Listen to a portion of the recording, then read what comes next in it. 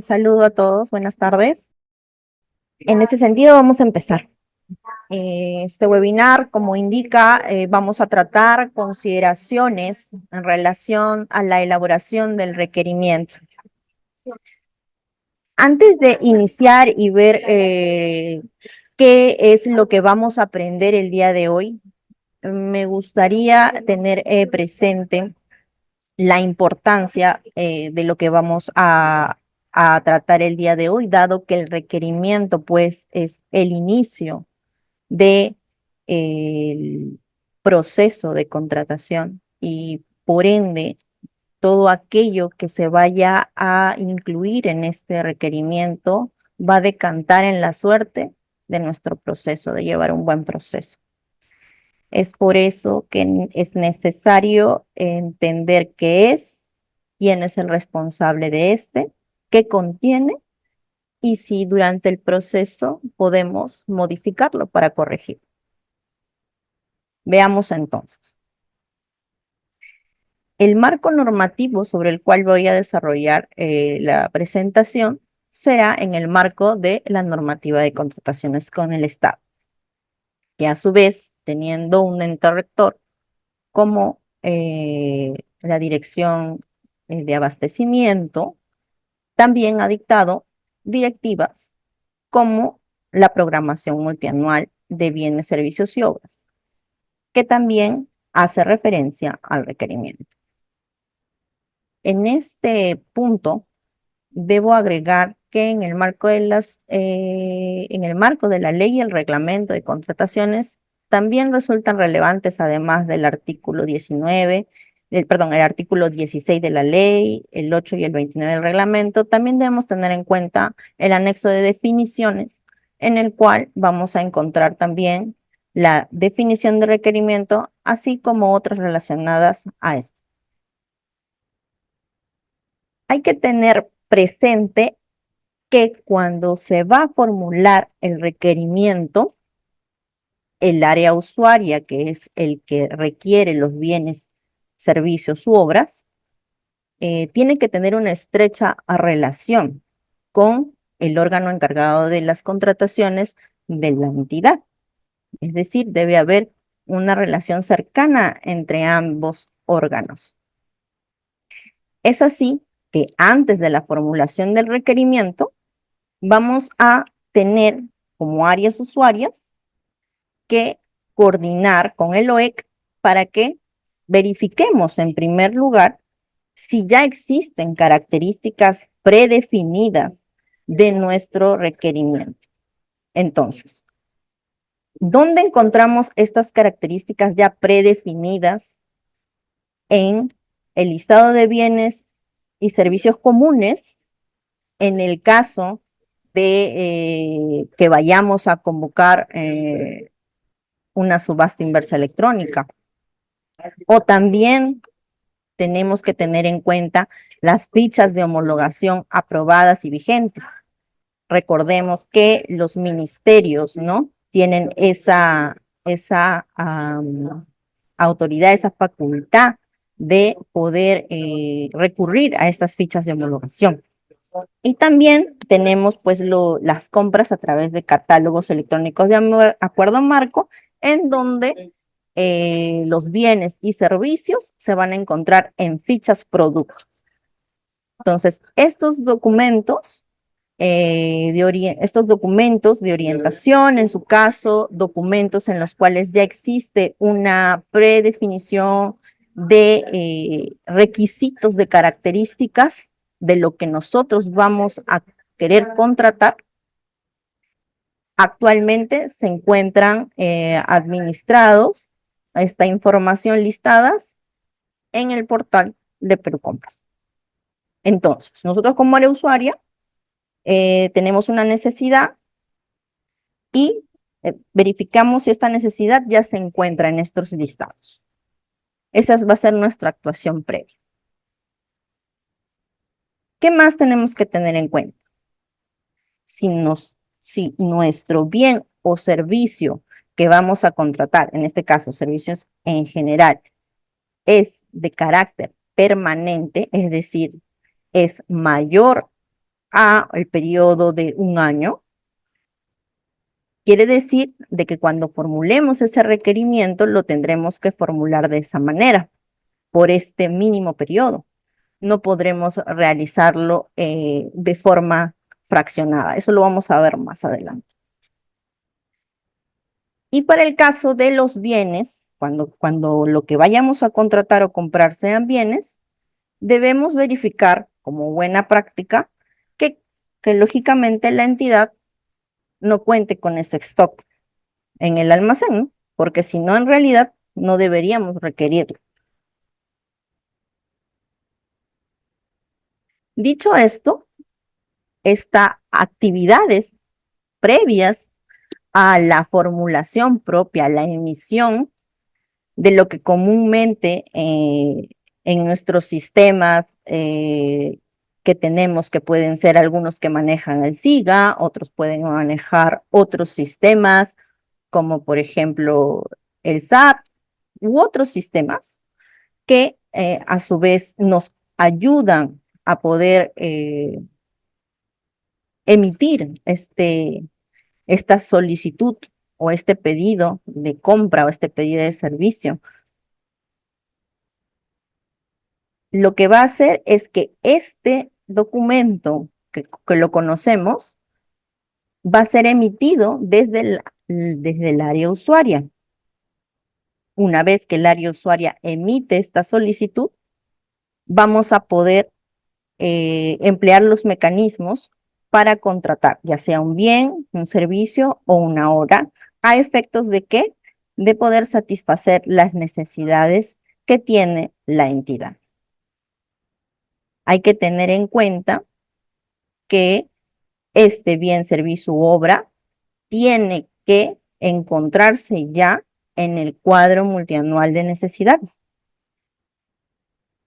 Es decir, si primero la necesidad no está en este cuadro multianual de necesidades, pues tenemos que solicitar primero su modificación a efectos de poder nosotros emitir el requerimiento de acuerdo a los documentos de gestión que están vinculados al requerimiento. Uno de ellos que les acabo de mencionar es el cuadro multianual de necesidades. Tenemos otros documentos de gestión, como por ejemplo, si mi requerimiento es para realizar un procedimiento de selección, pues requerirá también a su vez que mi necesidad, mi requerimiento esté plasmado en el PAC, en el Plan Anual de Contratación. Sigamos. Entonces, este requerimiento tiene un contenido. No es solamente la hoja de pedido o la solicitud o la solicitud de compra o el pedido de compra que hacemos en el sistema del SIGA. No, no es solo eso. Tenemos que acompañar a las características, desarrollar las características técnicas, requisitos funcionales que queremos nosotros para poder satisfacer esa necesidad. Es decir, el detalle que requiere para que nuestro OEC pueda realizar o satisfacer aquella compra. Las características técnicas o requisitos funcionales para cumplir la finalidad pública también a su vez tienen que sumarse a estas características condiciones. Estas condiciones que van a ser posteriormente las condiciones contractuales, tienen que ser suficientes y son necesarias, porque respecto de esas se va a ejecutar el objeto de contratación. Eso va a decantar que tengamos un buen contrato. La descripción que hagamos de estas características, de estas condiciones, tiene que realizarse de forma objetiva, de forma precisa, y por tanto no podemos incluir ninguna exigencia que se encuentre desproporcionada o que resulte que vulnere principios de la contratación, como la libre concurrencia. Por ejemplo, si nosotros tenemos requisitos, por ejemplo, una sobrecalificación de algún perfil, eso puede mellar en el futuro de nuestra convocatoria, del procedimiento. Y por tanto, al tener menos oferta, tenemos menos posibilidades de poder adjudicar. Es decir, cuando realizamos el requerimiento, debemos ajustarnos realmente a la necesidad de lo que el mercado nos ofrece en ese momento. Más adelante vamos a ver cómo se puede ir perfeccionando este requerimiento, ¿no? En el camino puede modificarse a efectos de poder recoger un poco lo que el mercado de repente tiene en ese momento para nuestro requerimiento. Entonces, ya hemos dicho que es el área usuaria la que va a formular el requerimiento. Esta área usuaria tiene que asegurar también la calidad técnica, tiene que reducir la necesidad de reformular el requerimiento por un error o deficiencia técnica, porque esto va a repercutir en nuestro proceso de contratación. También hay que tener en cuenta que cuando formulamos el requerimiento, este tiene que estar estrechamente relacionado con la finalidad pública, es decir, está orientado a satisfacer fines de interés público, ¿no? Recordemos que tenemos documentos de gestión como el plan estratégico, como el plan operativo, en donde las entidades, las áreas usuarias o las unidades orgánicas de las entidades plasman sus actividades, sus acciones, sus objetivos.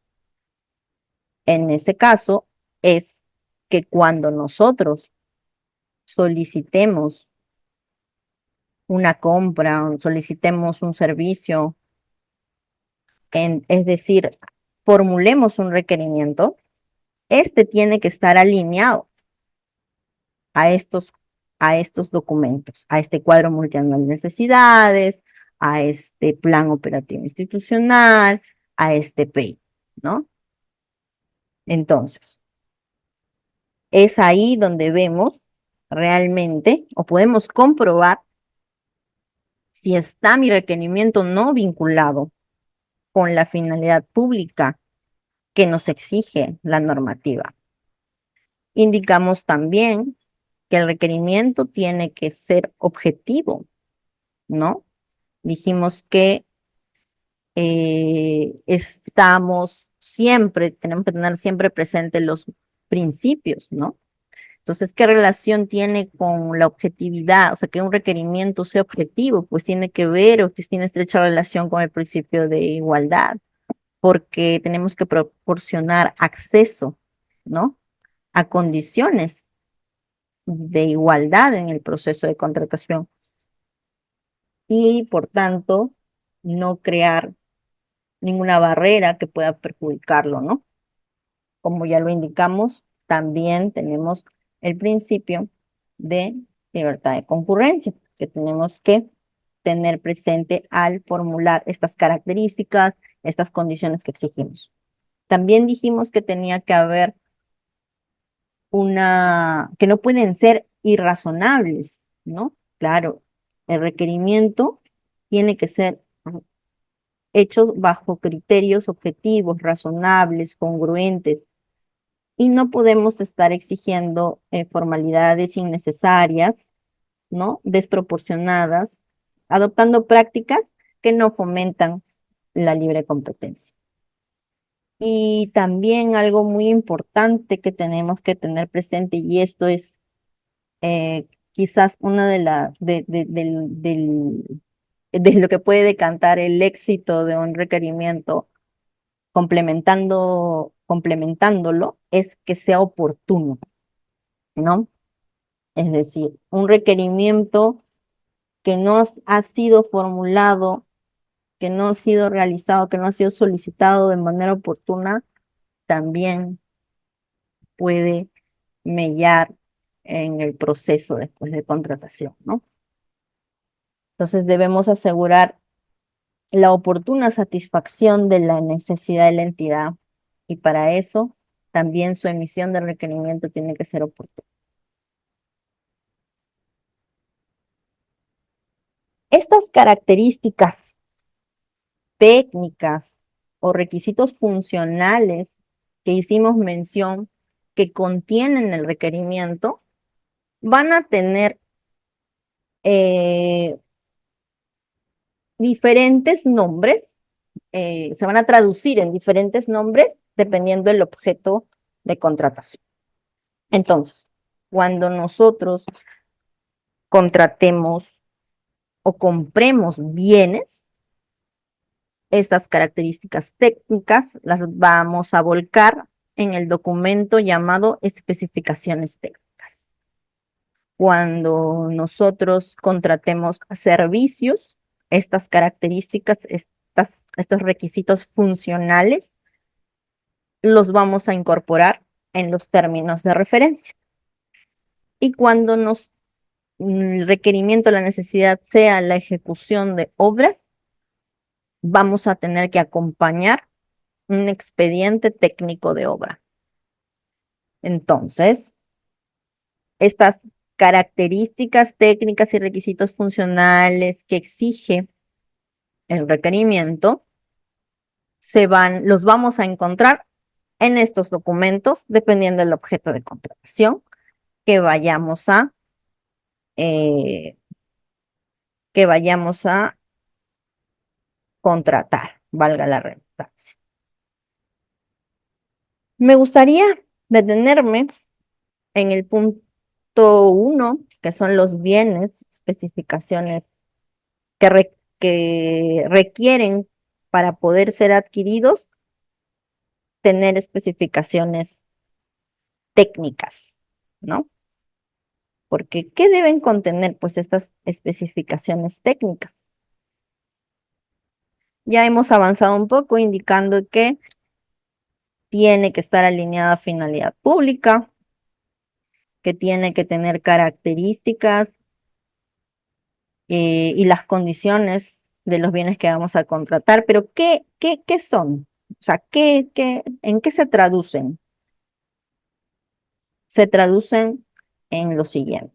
Cuando yo voy a requerir un bien, tengo que revisar si existe para este bien, existen leyes, reglamentos técnicos, normas metrológicas o sanitarias que tengan carácter obligatorio, porque en estas normativas, en este cuerpo normativo, vamos a encontrar también aquellas características y exigencias o estándares para su adquisición. ¿Qué otras cosas tenemos que tener en cuenta? También tenemos que tener en cuenta, por ejemplo,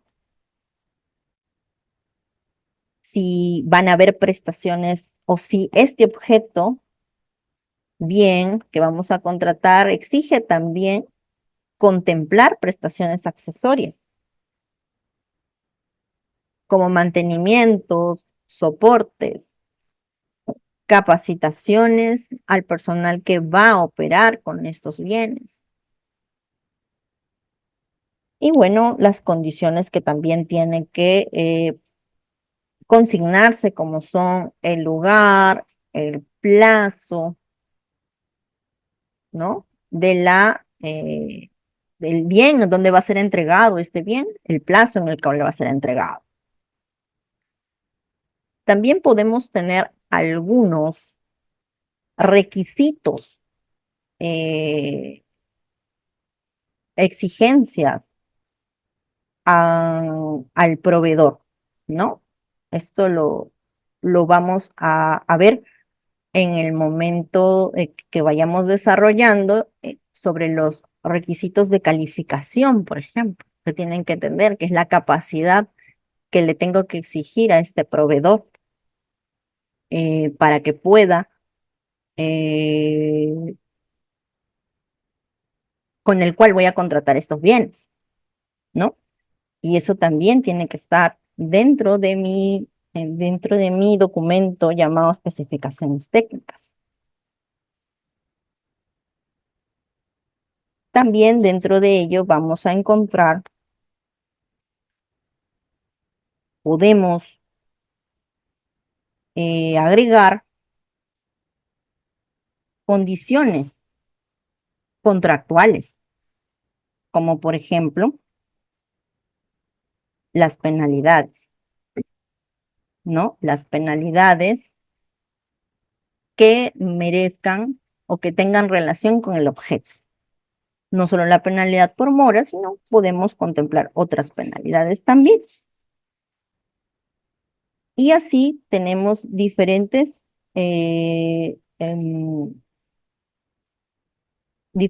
formas de asegurar o considerar para tener en el futuro un buen contrato, ¿no? Y esto lo podemos ya, desde el requerimiento, es el momento en donde debemos describirlo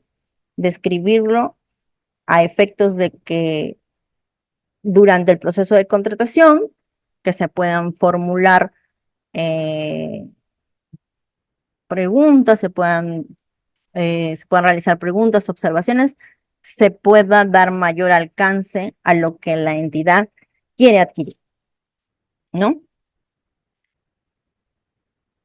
En el caso de los servicios,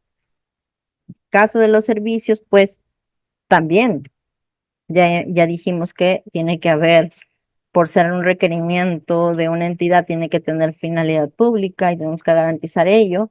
También van a haber características propias, como por ejemplo incluir planes de trabajo, podemos incluir perfiles, ¿no? De los, del equipo, si es que queremos contratar un tipo de servicio que requiere un equipo, podemos poner el perfil del equipo. Podemos también incluir requisitos también de reglamentos técnicos, también normas metrológicas, igual. También podemos incluir prestaciones accesorias también en el caso de, por ejemplo, que lo amerite, ¿no? Capacitaciones, por ejemplo. Tenemos que asegurar el lugar, el plazo. En el caso de que vayamos a tener consideraciones para la ejecución del contrato, también podemos incluir, ¿no? Si se va a permitir si se va a permitir o no, o cuánto es el tope que vamos a considerar adelantos, por ejemplo, cómo vamos a otorgar la conformidad de la prestación, qué vamos a exigir, los entregables, ¿no? Del servicio. Y también contemplar los requisitos de calificación.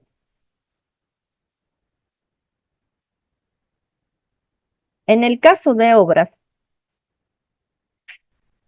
aquí sí, antes de que nazca el requerimiento acompañado de este expediente técnico de obra, el área usuaria puede haber elaborado el mismo expediente, en caso tenga la capacidad técnica y profesional de realizarlo, y si no, también previo a ello realizará anterior a este una contratación de una consultoría para la elaboración del expediente técnico de obra con el que después va a convocar o va a requerir la ejecución de una obra. Entonces, en este expediente técnico de obra, ¿qué vamos a encontrar? Pues vamos a encontrar eh, planos, vamos a encontrar la memoria descriptiva, tenemos que saber de qué obra se trata, un presupuesto, en este caso este requerimiento que va acompañado de un expediente técnico de obra, ya viene incorporado un presupuesto de obra, ¿no? En el cual va a haber un monto de la misma como referente para el posterior proceso de contratación. Es decir, es un conjunto de documentos el que va a tener, en este caso, el expediente técnico de obra, ¿no? Este conjunto de documentos. También, ¿qué más tenemos en este caso? Las fórmulas polinómicas, ¿no? Para reajustar los precios. También podemos considerar o tenemos que considerar eh, los perfiles de cada profesional que van a intervenir en la obra, ¿no? Y por tanto, la capacitación o exigencia que pueda tener respecto de cada uno de ellos, ¿no? Más adelante vamos a ver un poco más al respecto. Entonces, ya tenemos en cuenta que el requerimiento es formulado por el área usuaria. Esta tiene a su cargo definir el requerimiento y a su vez, este tiene que comprender especificaciones técnicas en el caso de bienes, términos de referencia en el caso de servicios y en el caso de que vaya a ejecutar una obra, tengo que adjuntar a mi requerimiento el expediente técnico de obra correspondiente. Entonces, la importancia que tiene el área usuaria, quien es el que va a definir este requerimiento, es de suma importancia, porque él va a ser el responsable de su formulación. Si bien es cierto, cuando el área usuaria no necesariamente cuenta con la expertise, puede a su vez solicitar a través de una contratación, ¿no? La elaboración de, este, la elaboración de especificaciones técnicas, de elaboración de términos de referencia y el expediente técnico de obra. Ello no quiere decir que la responsabilidad igual no recaiga en esta área usuaria, ¿no? Eso hay que tenerlo presente siempre y que la norma también permite que las especificaciones técnicas, los términos de referencia, eh, los, los expedientes técnicos de obra también pueden ser formulados por el órgano encargado de las contrataciones, pero en ese caso siempre tiene que tener la aprobación o la aprobación del área usuaria, ¿no? Entonces, el rol del área usuaria es importante, es determinante y tiene que estar involucrado en todo momento en él, desde el inicio y no divorciarse durante el proceso eh, de su requerimiento para cubrir su necesidad. Hemos puesto allí como nota algunas opiniones, como la opinión 02-2020. En esta opinión voy a resaltarles exactamente lo que me gustaría que quede. Un momentito.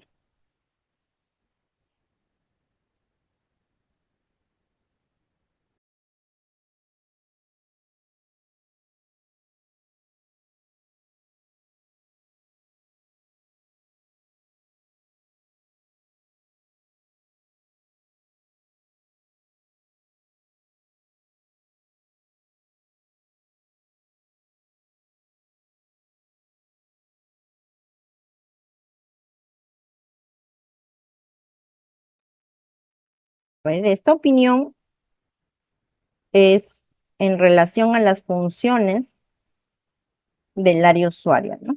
¿Qué función es la que debe cumplir el área usuaria? Entonces, se reafirma a través de esta opinión que el área usuaria es la dependencia que cuenta con los conocimientos técnicos necesarios para que defina las características, ya sea de bienes, servicios u obras que se van a contratar, y que el área usuaria es la responsable de que el requerimiento esté formulado de forma adecuada. ¿Qué más se indica? En el caso de esta opinión, entiendo que estaba en el marco de servicios, entonces se indicó que la formulación de los términos de referencia es responsabilidad del área usuaria y que de forma excepcional el órgano encargado de las contrataciones puede haber realizado dicha actividad siempre que el OEC cuente con los conocimientos necesarios para ello. Y se precisa que incluso en ese supuesto, estos términos de referencia, en el caso del marco de servicios, debían ser aprobados por el área usuario. Entonces, como ven, el,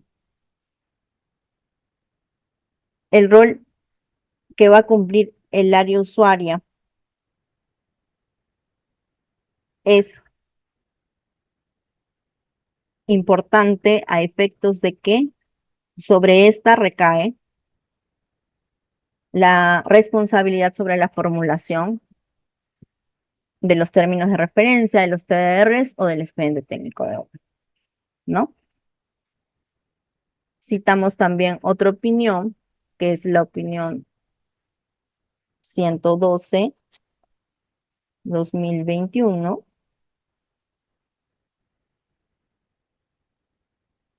que es también sobre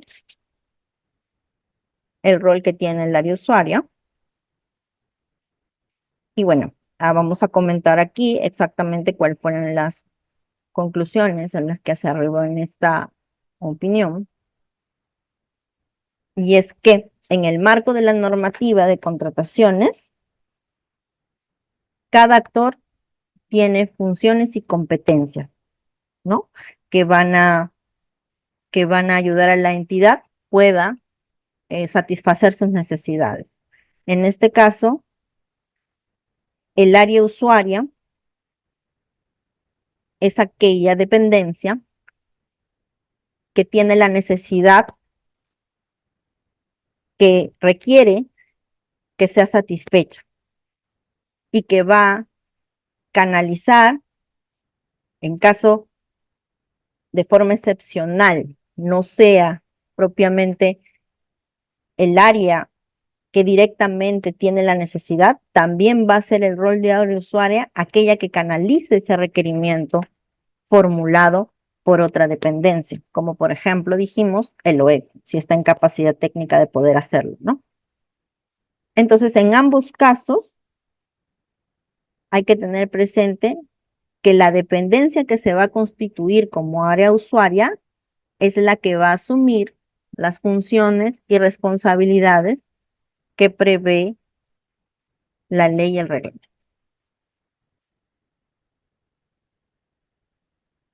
Sigamos.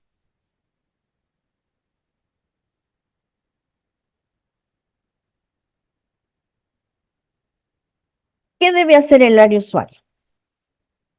El área usuaria, cuando formula su requerimiento, debe justificar la necesidad pública de la contratación y que el requerimiento tiene que estar orientado a cumplir las funciones que le han sido cargadas a la entidad.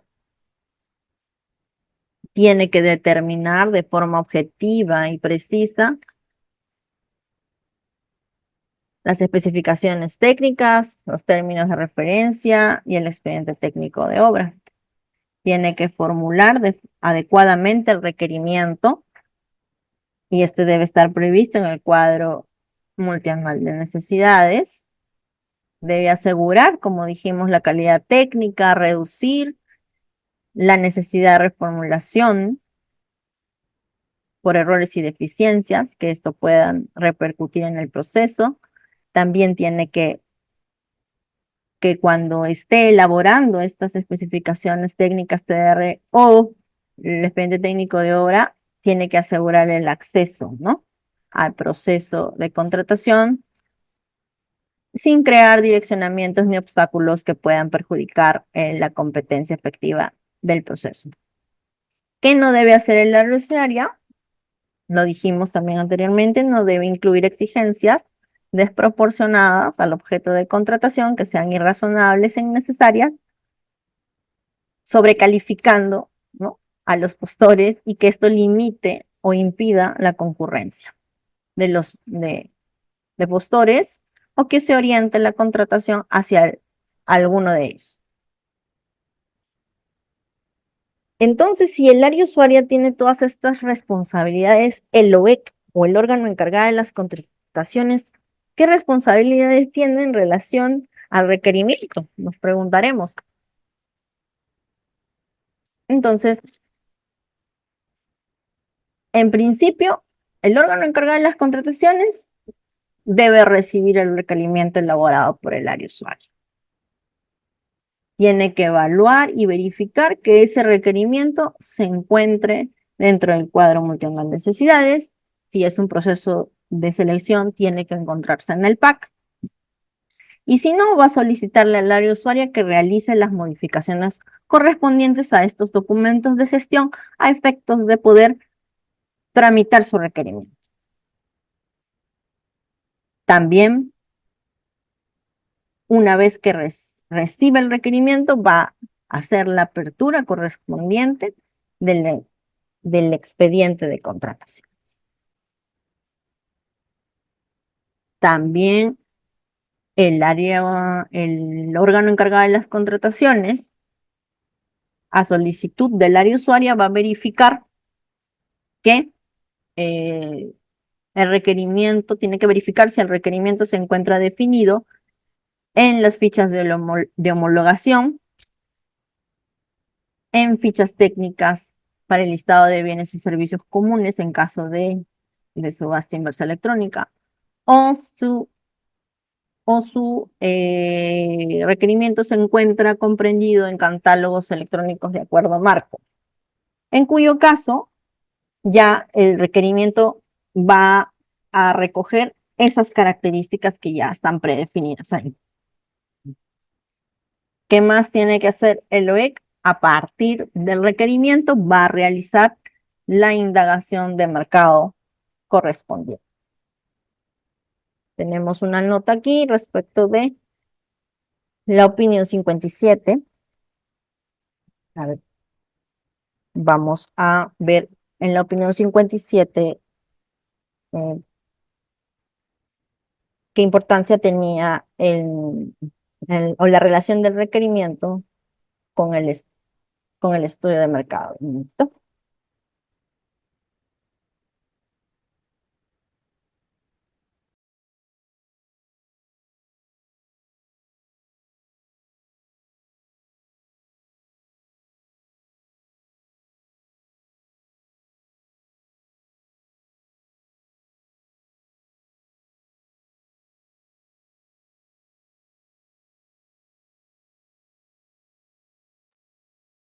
En esta opinión 57 se señaló lo siguiente, que en el marco de la normativa, el OEC es quien debe realizar las indagaciones de mercado a efectos de poder determinar el valor estimado de la contratación. Y hay que tener presente que cuando realiza esta labor, el deber de advertir errores, por ejemplo, en el marco de la contratación de servicios, esta opinión se dio en el marco de contratación de servicios, el deber de advertir errores en la formulación de los términos de referencia, los que han sido proporcionados por el área usuaria, ¿no? Ese deber de advertir errores no le corresponde por función al OEC, ¿no? Porque la función de elaborar correctos términos de referencia es responsabilidad del área usuaria, ¿no? Y de alguna manera esto es lo que se dice, se reafirma en la opinión, que señala lo siguiente. La normativa de contrataciones le otorga al OEC el deber de realizar las indagaciones del mercado con el fin de determinar el valor estimado de la contratación de un servicio. No le asigna, en cambio, el deber de advertir errores en la formulación de los TDR, el cual es dado como insumo por parte del área usuaria en mérito a la responsabilidad que le corresponde, de acuerdo con el numeral 29.8 del artículo 29 del reglamento. En caso el órgano encargado de las contrataciones, en el marco de la realización de indagaciones de mercado, hubiese advertido un error en la formulación del requerimiento, correspondería que comunique dicha situación al área usuaria a fin de que ésta, tras el correspondiente análisis, modifique o mantenga los términos de referencia formulados, puesto que esta sería la conducta que se ajustaría al parámetro de actuación contemplado en el artículo 9 de la ley, que es en relación a las responsabilidades que asume cada órgano que interviene en el proceso de contratación.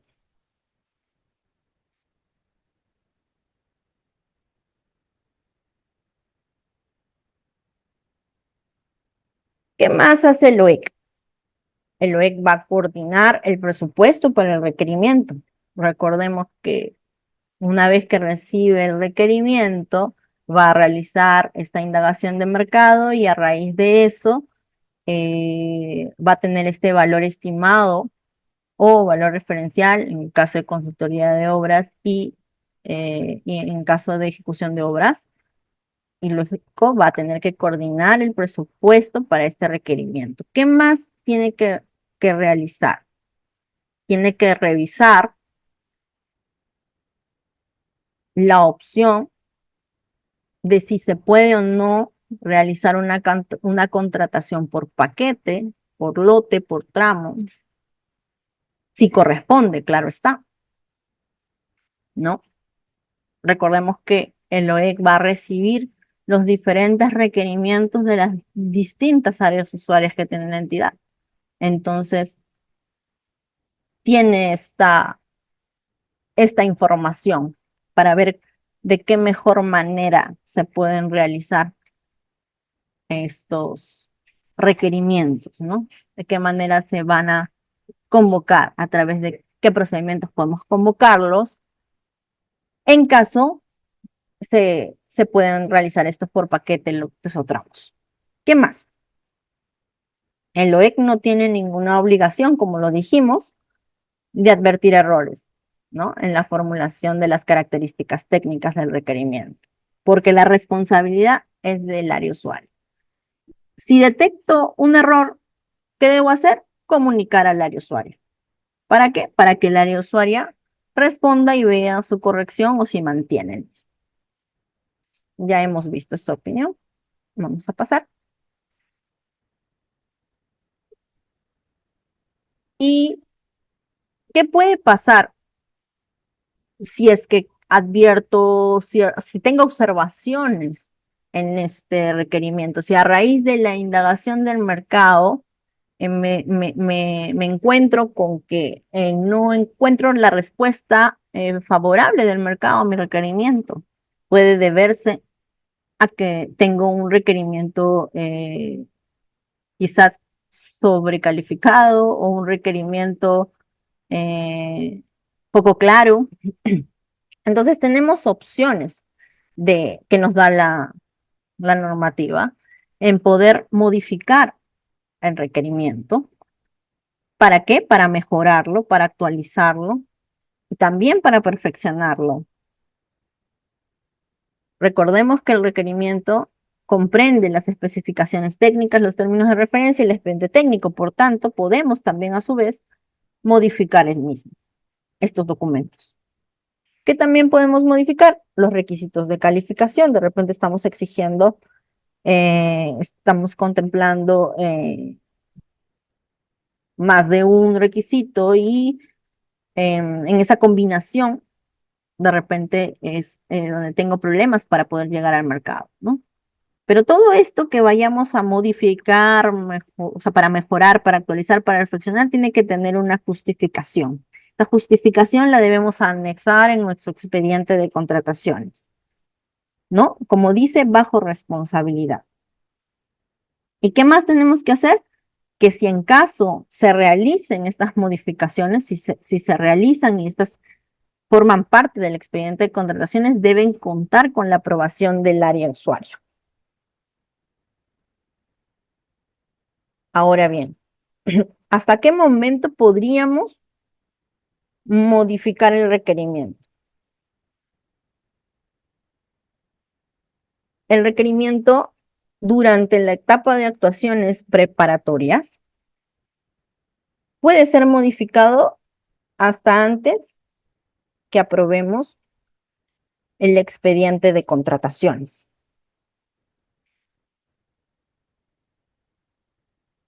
¿Por qué? Porque todavía, fruto de las acciones por indagación de mercado, por las revisiones que puede realizar el OEC, ¿no? Se puedan aún perfeccionar. Y por tanto, siempre que esto se encuentre dentro del expediente de contrataciones, todo ello en su momento va a ser elevado para aprobación de la autoridad y no habría ningún problema en que podamos modificarlo. Ahora, ¿qué pasa si ya el requerimiento está dentro de nuestro expediente de contrataciones, si el expediente de contrataciones ya está en custodia del comité para la elaboración de las correspondientes bases del procedimiento de selección? ¿Qué hacemos allí? ¿Podemos modificar o no el requerimiento? ¿Podemos modificar el requerimiento? Sí, podemos modificar el requerimiento, pero hay que tener en cuenta que esta modificación tiene que contar con la aprobación del área usuaria.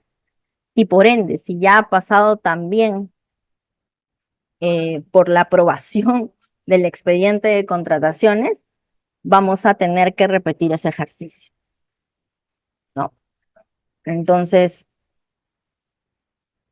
cuando ya estamos en en el procedimiento de selección, a veces formulan consultas, hay observaciones en el procedimiento y requieren hacer una nueva revisión del requerimiento. Entonces, podemos modificarlo, sí, pero no lo va a poder hacer el comité por sí solo. Siempre tiene que recurrir al área usuaria, en última, al área usuaria que emitió el requerimiento, si es que merece realmente esta modificación, para que lo apruebe. Y a su vez, como va a formar parte del expediente de contrataciones y este ya fue aprobado, también tendrá que ser aprobado por pasar nuevamente por esta aprobación, ¿no? En la aprobación del expediente.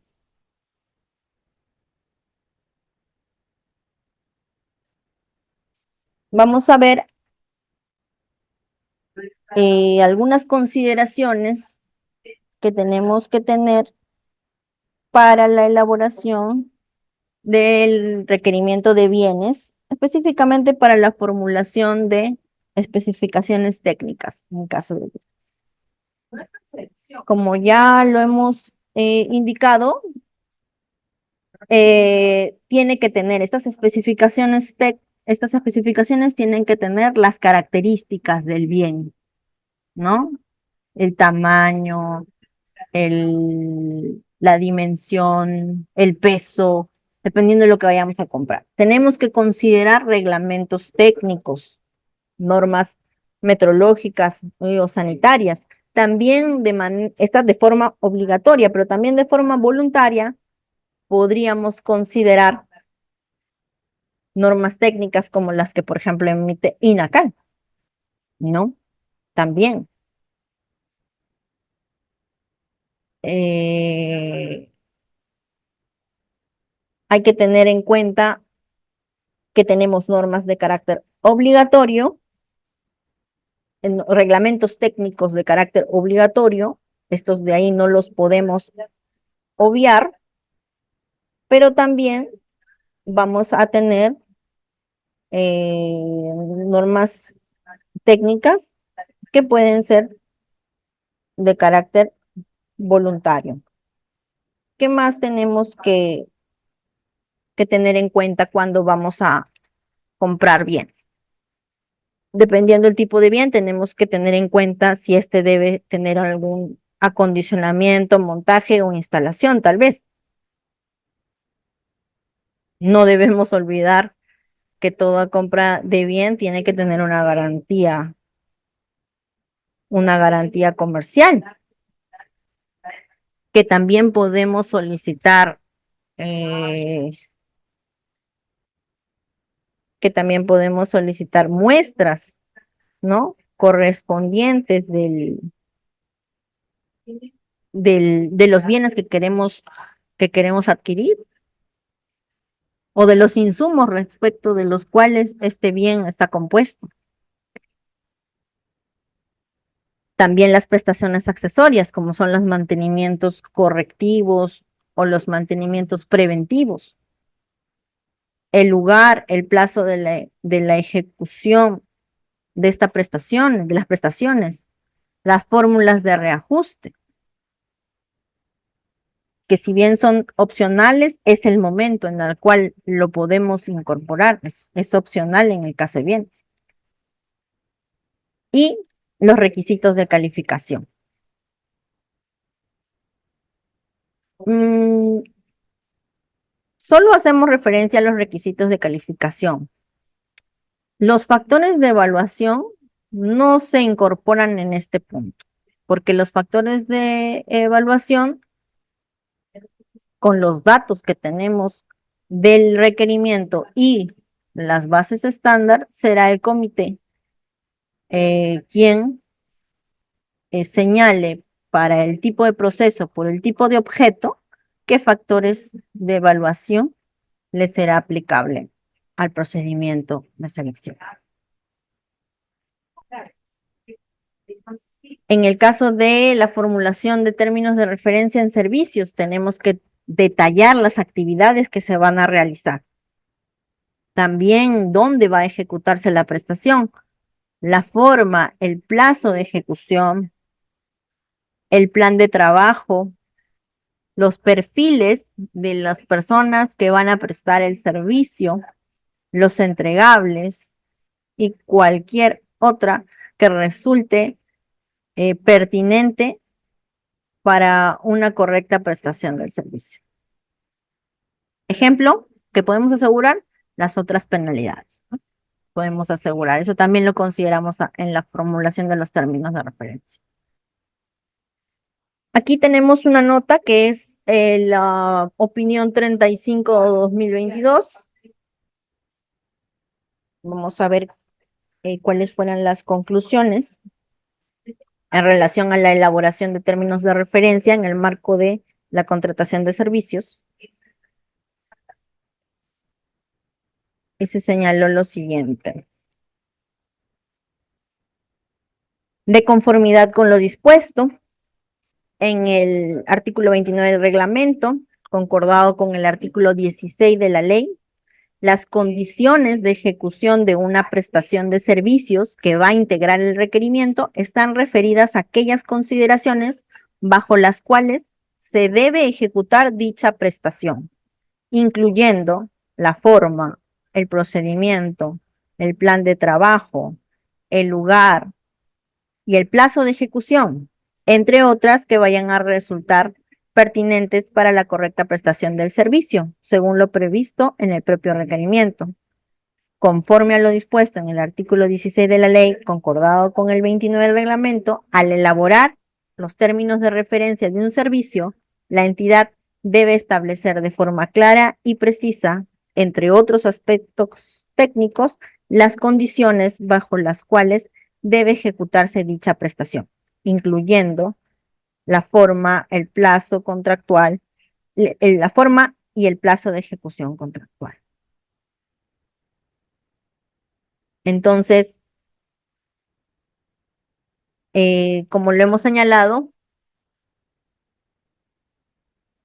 la opinión reafirma, ¿no?, que cuando se elabore, ¿qué debemos comprender?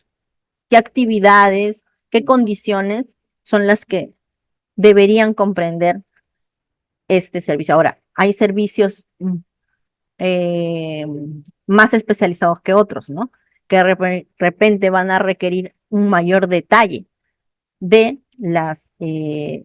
un mayor detalle de las actividades, del plan de trabajo que vaya a realizarse y que tiene que tener en consideración el requerimiento.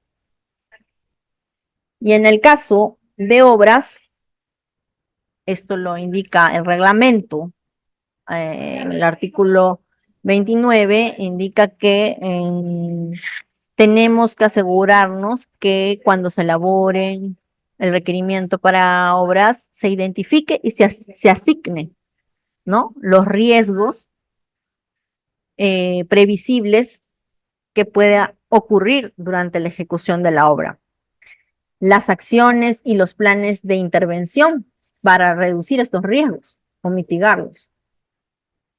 Y para ello tenemos que tener en cuenta los formatos que apruebe el OCE. El análisis de riesgos también, que implica la clasificación de los niveles, ¿no?, ¿en función a qué? A su probabilidad de ocurrencia, a su impacto en la ejecución de obra.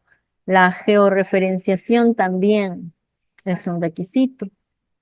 Y el expediente técnico de obra, como es un conjunto de documentos, tiene que tener pues la memoria descriptiva, especificaciones técnicas, planos de acuerdo a la obra que se vaya a ejecutar y a la complejidad.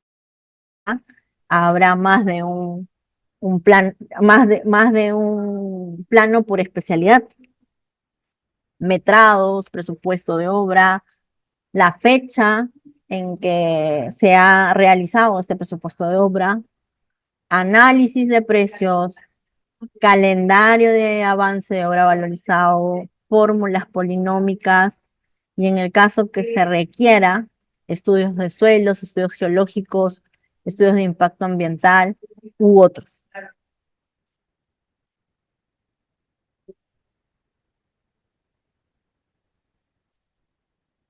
¿Qué reflexiones podemos tener en este momento? ¿Qué conclusiones podemos llegar en este momento después de haber visto un vistazo rápido del requerimiento o de la correcta formulación de un requerimiento? Tenemos que la formulación del requerimiento va a determinar en gran medida la suerte de nuestro proceso de nuestro proceso de contratación. El éxito o fracaso del mismo puede estar en manos del área usuaria que formula el requerimiento. En ese sentido, el órgano encargado de las contrataciones tiene que estar en constante coordinación con el área usuaria. Tienen que complementarse, tienen que hacer un trabajo muy colaborativo. El área usuaria es el responsable de definir el requerimiento, no es el órgano encargado de las contrataciones, salvo o de forma excepcional se le haya solicitado y el área usuaria haga sus veces, ¿no? Pero es una forma excepcional. En realidad, quien cumple la definición o quien debe definir el requerimiento y elaborar los términos de referencia, las especificaciones técnicas o el expediente técnico de contrataciones es el área usuaria. El requerimiento debe contener las características técnicas, la finalidad pública, las condiciones contractuales y los requisitos de calificación. Como lo señalé, el área usuaria debe coordinar con el órgano encargado de las contrataciones en todo momento, a efectos de que cualquier modificación que se pueda presentar al requerimiento sea gestionado de manera oportuna, ¿no? Y sea aprobada también de manera oportuna por el área usuaria y se justifique dentro del expediente de contrataciones. En el caso de que de la necesidad de un área usuaria esté definida ya en una ficha de homologación, en un listado de bienes y servicios comunes o en catálogos, de acuerdo marco, el requerimiento debe recoger las características que se han definido en esos documentos. Y las modificaciones al requerimiento, como hemos señalado, deben contar en todo momento con la aprobación del área usuario. Gracias a todos por acompañarnos en esta tarde. Compunche Perú, Gobierno del Perú.